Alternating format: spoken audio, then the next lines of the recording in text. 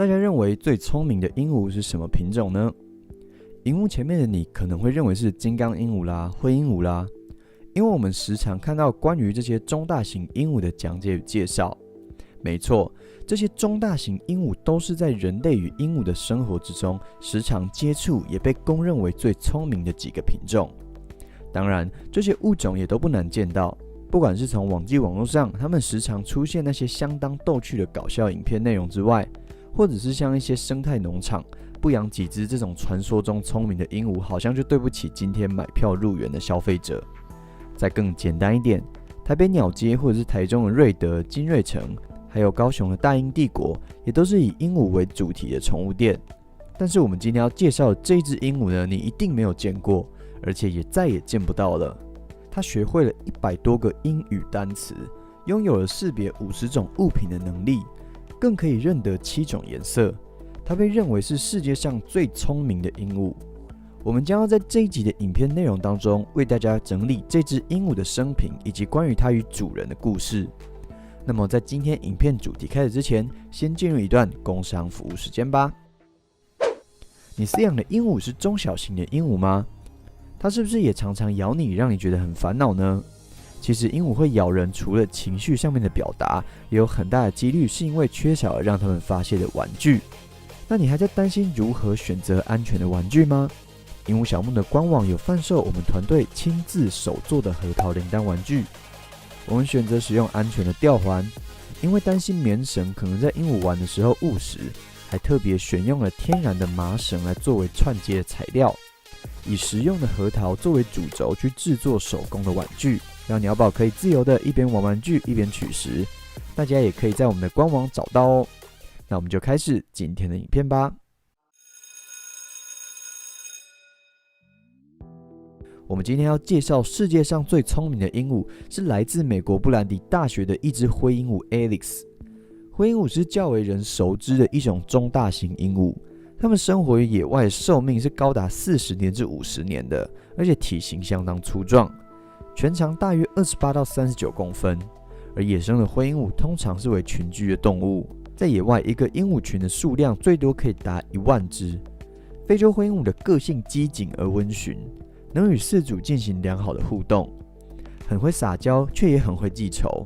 如果很多天没有见到它们，也有可能会对饲主发脾气。我们都知道，灰鹦鹉的说话能力非常强，但还是具有每一只不同的个体差异，不是每一只都很会说话。这跟它们的基因、它们的个性，还有它们跟人互动的时间长短都有密切的关系。而我们今天要介绍的这一只来自美国布兰迪斯大学的这只灰鹦鹉，它可不是普通的灰鹦鹉。它有多厉害呢？它拥有极佳的学习能力，这里指的不是表面上会几种单字哦，它的能力厉害到能识别50种物品、7种材料、5种形状、7种颜色，还有6个数字。它有着2岁儿童的情商，还有5岁儿童的智商。但是有人就会问啊，谁没事会去测自己家里的鸟宝会辨识几种物品、几种颜色呢？到底是什么神秘的人物会去做这一项调查呢？其实真正厉害的是 Alex 的主人，他的主人可是来头不小哦。他的主人啊叫做 Irene Pepperberg， 他是一位美国布兰迪斯大学和哈佛大学的比较心理学家，鸟类语言学界最权威的研究者之一。尤其是他与鹦鹉有关的研究，他也特别的专精。Pepperberg 在野生动植物保护方面也很活跃，特别是在鹦鹉的保护方面。他也曾在多所大学担任教授、研究员以及讲师。目前是哈佛大学的研究员和讲师。他是最早在人类以外的动物展开语言学习研究的人之一，并且扩展到鸟类。尽管我们知道鹦鹉会学人说话是大家听到鹦鹉这个物种的时候脑海里头会浮现的第一个想法，但是鹦鹉到底多会说话呢？智商很高是多高呢？ Pepperberg 就很想要证明这些事情，于是他从一家芝加哥的宠物店买来了一只非洲灰鹦鹉，想要去证明它的声音行为可能具有人类语言的特征。于是他与这只灰鹦鹉 Alex 进行了密集的研究，让 Alex 去学习大量的词汇。这些词汇可不是我们常听到的你好啊、恭喜发财或者是我爱你这种词汇哦。这位科学家教他更多类似于4岁小孩在用的复杂单词，并且让这只灰鹦鹉用复杂的方式使用这些词汇。Alex 可以理解用来描述对象、颜色、形状、材料的标示讯号。Perry Burke 和他的同事也试图去证明 Alex 可以区分含义和句法。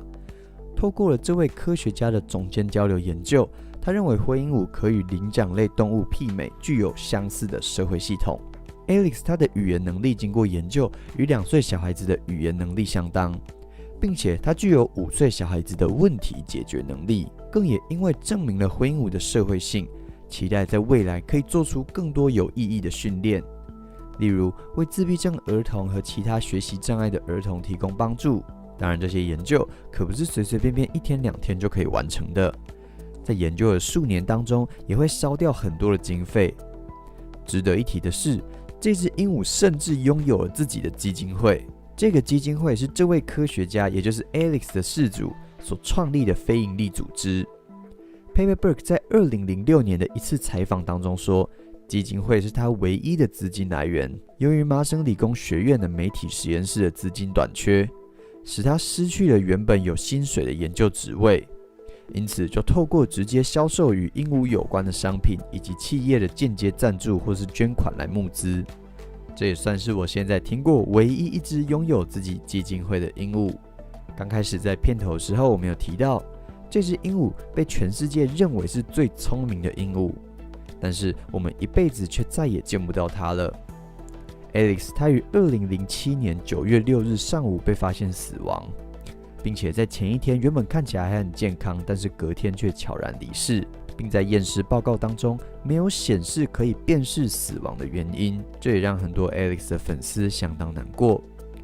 其实有时候生命的离世都是我们无法预料到的。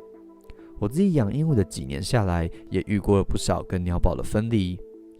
固然我们常常看到文献上面常常写鹦鹉的寿命有多长，甚至几十年，但是那些基本上都是平均值，也很难每一只鹦鹉都活得这么长岁。当然，如果鹦鹉死亡了，也很难100%确定死亡原因。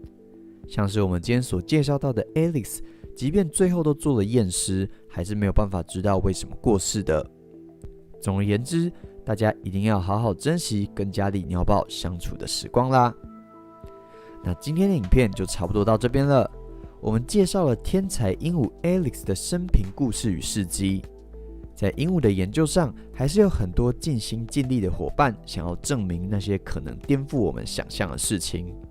我也期许未来可以在这个频道跟大家分享更多这些有趣的鹦鹉故事。